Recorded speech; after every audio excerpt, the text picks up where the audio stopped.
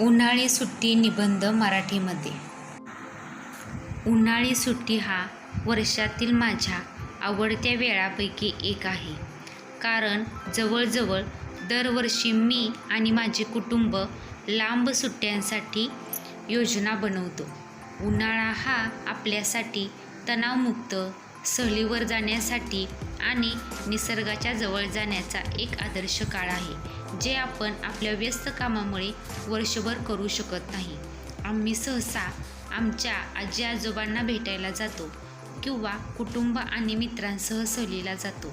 यावर्षी मी, माझे बाबा, आई वडील, आजी आजोबा आणि चुलत भावांसोबत उटीच्या हिल स्टेशनच्या सहलीला गेलो होतो. या सुट्टीमध्ये सर्वात महत्त्वाची गोष्ट म्हणजे सुट्ट्यांमध्ये कुटुंबासोबत घालवलेला वेळ आपण आयुष्यभराच्या आठवणी बनवतो. आम्ही राहत असलेल्या शहरापासून सुमारे 100 किलोमीटर अंतरावर असलेल्या आमच्या आजी आजोबांच्या मूळ गावी जाऊन आम्ही सुट्टीची सुरुवात केली. माझे चुलत भाऊ आणि आमचे विस्तारित कुटुंब देखील आमच्या या घरात सामील झाले. त्यानंतर आम्ही उटीला जाण्यासाठी ट्रेन पकडली. ट्रेनचा प्रवास गप्पांनी आणि गाण्यांनी रंगला होता आणि मी या प्रवासाचा खूप आनंद घेतला. ट्रेनमधून जाताना अनेक दृश्ये बघायला मिळाली. संध्याकाळी उटीला पोहोचलो. सुंदर नैसर्गिक दृश्य आणि वनस्पती असलेले हे एक छोटेसे हिल स्टेशन आहे.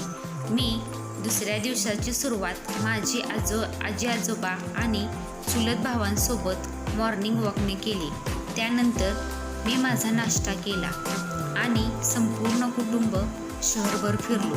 हिल स्टेशनवरील पक्षी आणि झाडांची माहिती घेतली. रात्रीच्या वेळी मी आणि माझे चुलत भाऊ माझ्या आजोबांच्या कथा ऐकायच्या. मी या कथांचा मनापासून आनंद घेतला.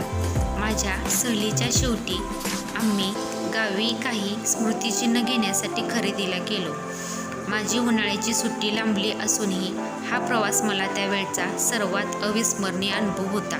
मी माझ्या कुटुंबासोबत घालवलेल्या वेळेबद्दल खूप आनंदित होतो.